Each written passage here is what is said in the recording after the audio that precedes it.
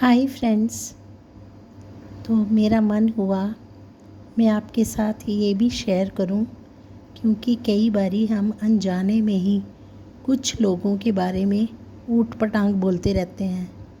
हमें पता ही नहीं होता रियलिटी क्या है। मैंने रात को एक ऑडियो सुना गुर इकबाल सिंह जी का। अक्सर मैं उन्हें सुनती हूँ, तो मेरा मन हुआ मैं ये आपके साथ शेयर करूँ। इसमें उन्होंने बताया कि जो निंदा करना है ये कितना बुरा है। हम तो इजीली क्रिटिसाइज़ कर देते हैं, ऐसे एक दूसरे की बातें, एक दूसरे की चुगली। तो ये रियलिटी में हम क्या करते हैं, जिसकी चुगली करते हैं, जिसकी निंदा करते हैं, हम उसके हिस्से के जो पाप होते हैं वो अपने सिर पे डाल लेते हैं। तो आओ ये स्टोरी तो नहीं कह सकती हूँ, उन्होंने बोला कि ये एक दृष्टांत है, तो please I want to share with you. तो ऐसा है, निंदा करना बहुत बुरी बात है। कहते हैं जब हम किसी की निंदा करते हैं तो उसके किए हुए पापों की सज़ा हम पर आ जाती है। केवल समझाने के लिए उन्होंने ये दृष्टांत दिया। उन्होंने बताया कि किसी राजे ने ब्राह्मणों को खिलाने के लिए ब्रह्म भोजन किया कुछ ब्राह्मणों के लिए। राजा ने इसको इसलिए किया उसने ब्रह्म भोजन कि उसके पुण्य बढ़े, अपने पुण्यों में बढ़ावा करने के लिए किया। सच्चे ब्राह्मण का काम है नाम जपना, बंदगी करना। तो राजा ने सोचा मैं इनको राजमहल बुलाकर भोजन करवाऊं सभी ब्राह्मणों को। कहते हैं भोजन हलवाई तैयार कर रहे हैं। खुली जगह है बगीचे में, राजा के गार्डन में। अब सब अनजान हैं, किसी को नहीं पता। आकाश में से एक ईगल जा रही है। ईगल के मुंह में एक सांप है। ईगल चील को कहते हैं।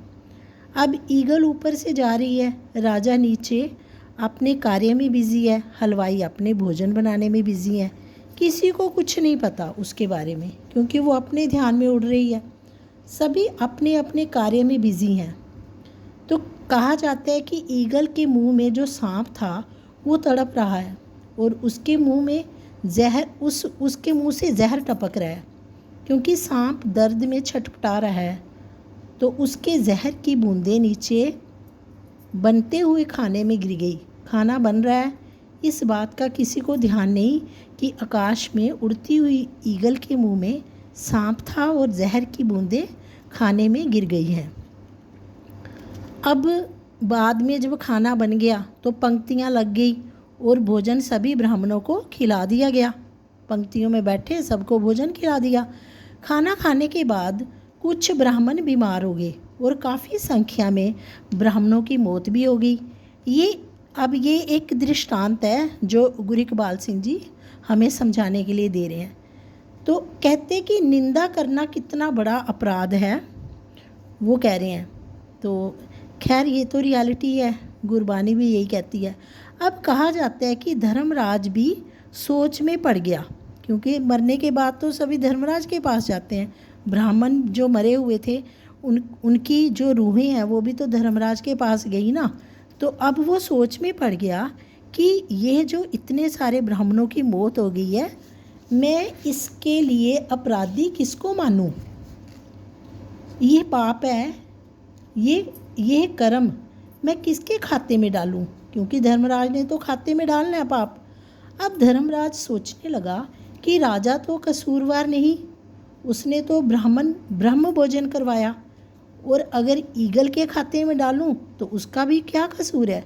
वो तो अपना भोजन लेकर उड़ रही थी आकाश में। और अगर सांप को दोषी मान लूं तो वह भी गलत है, क्योंकि वो तो पीड़ा में था और उसका मुंह खुला था, जहर की बूंदें गिर गई और वैसे भी वो छटपटा रहा था दर्द में। इसी वजह से जहर की बूंदें उसके मुंह से गिर गई आकाश से उड़ते उड़ते। अब उसको क्या पता था कि जहर खाने में गिर गया। फिर धर्मराज हलवाइयों के बारे में सोचता है, तो उनका भी कोई दोष नहीं, क्योंकि उनको पता ही नहीं कि ऊपर आकाश में कोई चील उड़ रही है और उसके मुंह में सांप है और उसका जहर की बूंदें पड़ रही हैं। उनको तो पता ही नहीं, they are ignored of this. अब कहते धर्मराज सोच में पड़ गया कि इतने सारे ब्राह्मणों की मौत का पाप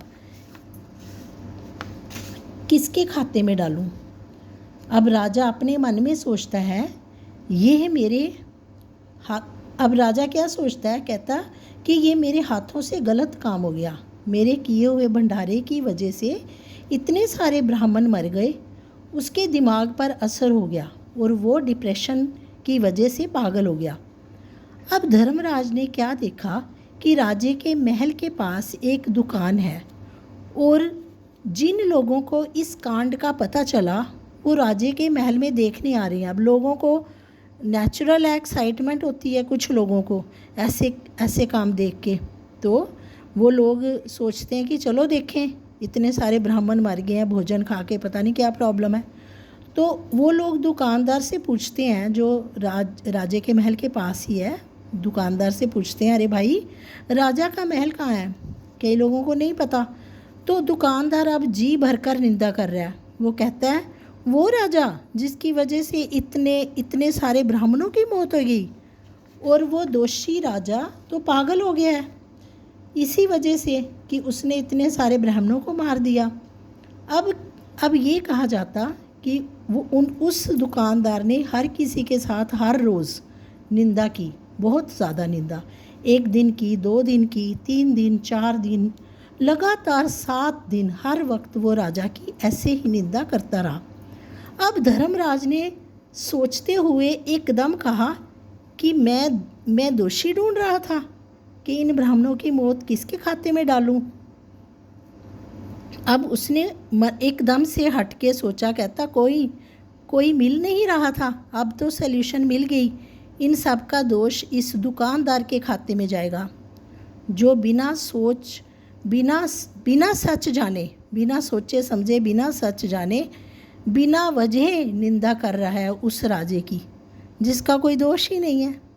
तो कहा जाता है कि धर्मराज ने वो कर्म, ये जो ब्राह्मणों की मौत का कर्म हुआ था, ये कांड दुकानदार के खाते में लिख दिया।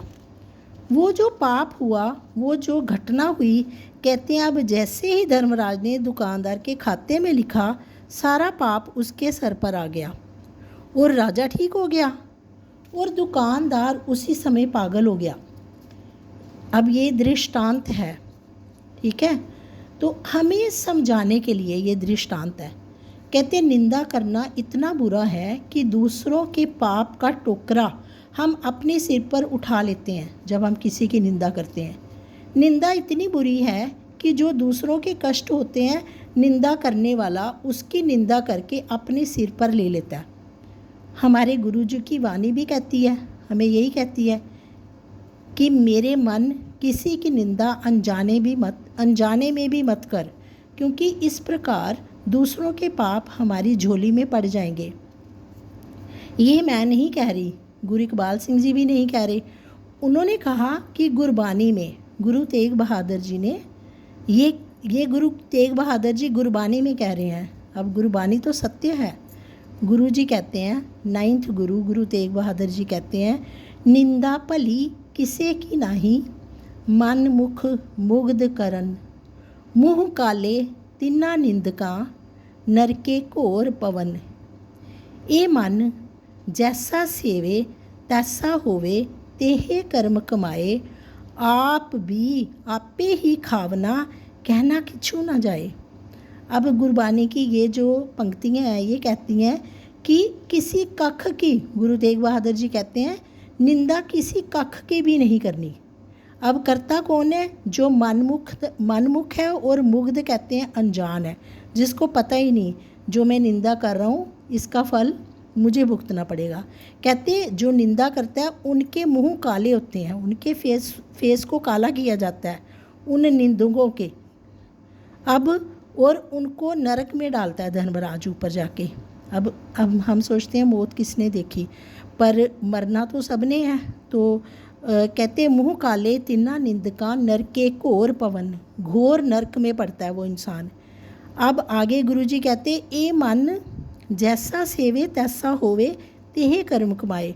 अब ये मन का टेस्ट है हर किसी के मन का, वो जैसा अपने मन को सेवन करवाता है। अगर किसी की निंदा सेवन करवा रहा है तो वही कर्म उसके, जिसकी निंदा कर रहा है उसके कष्ट, उसके पाप उसकी झोली में पड़ जाएंगे, निंदा करने वाले की। कहते जैसा बीजेगा वो तैसा ही उसे खाना पड़ेगा। आपे भी खुद ही वो बीजेगा, आपे ही खावना, कहना किच्छू ना जाए। अब हम इसका दोष किसी को नहीं दे सकते, क्योंकि जो हमने निंदा की खुद ही बीज बोया ना, तो खाओ फिर। तो कहने का तात्पर्य ये है कि निंदा बहुत ज़्यादा बुरी है, किसी की निंदा करना। तो समझ सोच के किसी के बारे में बोलना चाहिए। मैं अपनी भी बात कर रही हूँ, मुझे भी ये मन में सोचना है कि किसी के बारे में कुछ कहने से पहले परमात्मा को याद करना, मन में सोचना चाहिए। तो ये गलत है। Thank you friends, please think about it.